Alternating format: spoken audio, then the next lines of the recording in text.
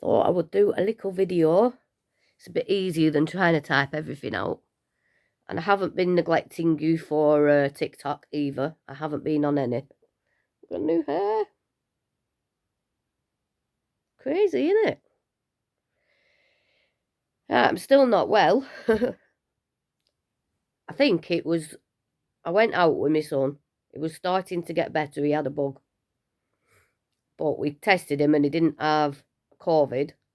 And he were getting to the last bits. So I thought it was okay. It wouldn't be catching or whatever. I forgot what the word is. What's the word? No, it's going to bug me. I need that word. Contagious. So I asked him if he would take me shopping because I hadn't been out the house or anything. So anyway, he took me shopping. Go and behold, or whatever the saying is. I started with his whatever he had. But I might have got it anyway because we share the same bathroom and whatnot. So yes, I started to feel unwell. And because I've not really had a normal bug since being on treatment, I've not been able to see what it's really like. So I've had my first go at it.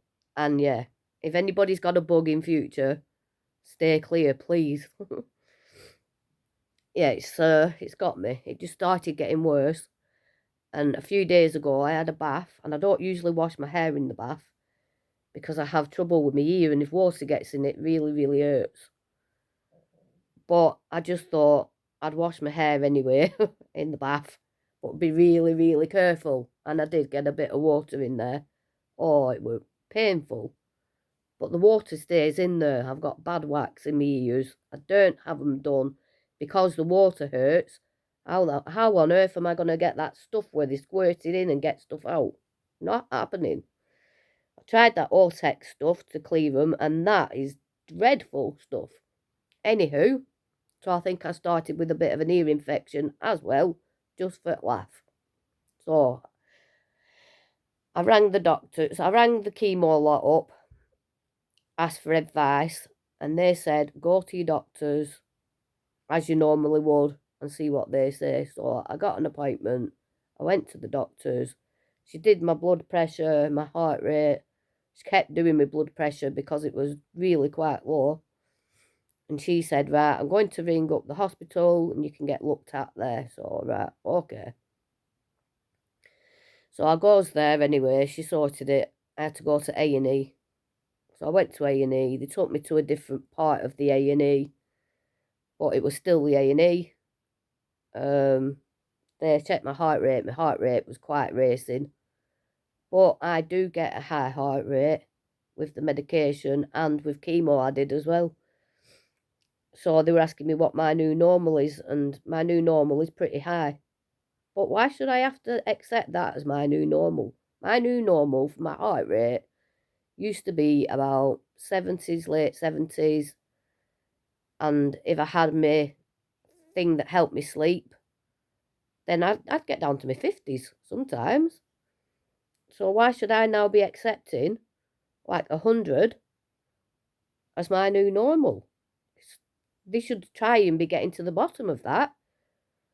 But anywho, so yeah, 100 or so is my new normal. What it was like getting to 130, late 30s, 140 something. So that's why they said, right, we'll keep you in. They did me bloods.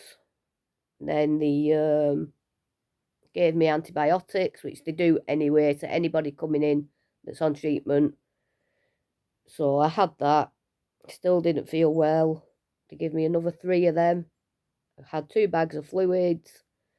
My blood pressure was up and down. So they said we want to keep you longer. Sorry, I don't know which bit I'm at. Anywho, finally, after that last bag of fluids, my blood pressure did come up. I could have probably stayed in another night, but I thought, no, I've had enough of this stuff. Wasn't even on the ward. I were in A&E, and that's another story, and I will do another video on that, on what I think of A&E, not for me, but for others, because that's a story in itself. So, yeah, we're in there for 24 hours, I think. I'm not rushing to go back. The other drama I had was with bloods. I can't take bloods out of this arm because I've had a mastectomy.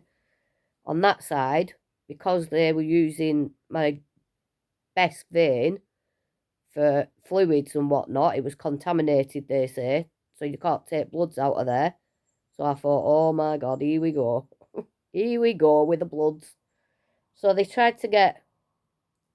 were going to use my hand, and I went, no, my vein collapsed last time they tried to use that vein. Please don't use that vein. So they didn't. So she's looking elsewhere. She eyeing my foot up. I went, that is not happening. You're not taking blood out of my foot. So anyway, she's looking on my arm. She did find a vein, a very fine vein. It hurt like hell. She used it. She said, I just about got away with it. And I thought to myself, I'm not staying another night, because if I do, they're going to want blood again. So no way.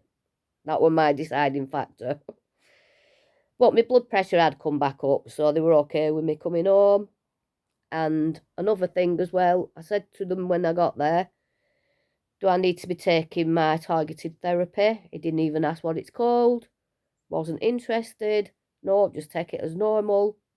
And I'm thinking, you don't even know what this stuff is. Why don't you communicate? I know they're busy, I know that. But they could still communicate with oncology.